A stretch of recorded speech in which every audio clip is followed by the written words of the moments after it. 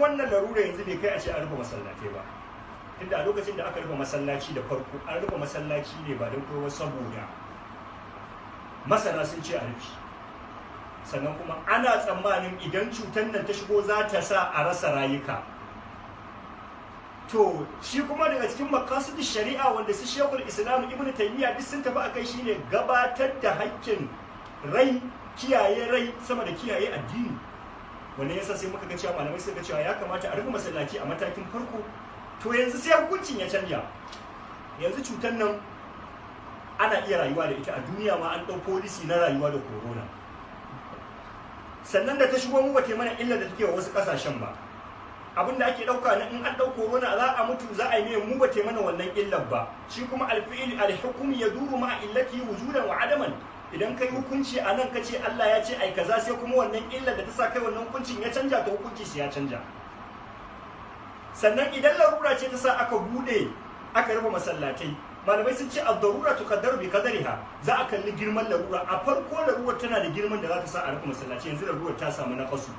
Me na kasin masanan da aka yi aiki da maganar sayan sun zo sun ce za a iya fitowa a rayu da coronas, amma ana maintaining social distance, ana sa mask, ana sa sanitizers a hannu.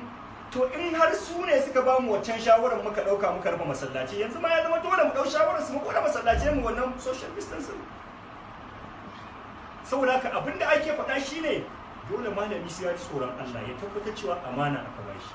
Sannan gwamnati kuma ta ji maganar malamai kamar yadda take jin maganar likitoci, to kuma a nan yanzu ta ji maganar malamai. Wannan ta nemi shawarar malamai a rufe masallaci, to yanzu ma ta nemi malamai ta nemi shawarar su kan abu da masallaci. Wannan shine kai.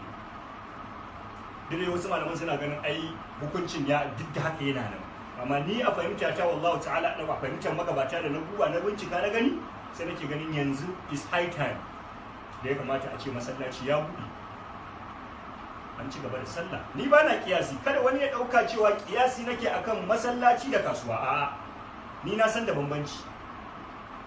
Da ka kiyasun ma alfari, saboda ita ma kasuwa za mu iya cewa ai abinci, kasuwa abinci aka buɗe, kuma ɗan adam ba zai rayu sai da abinci ba.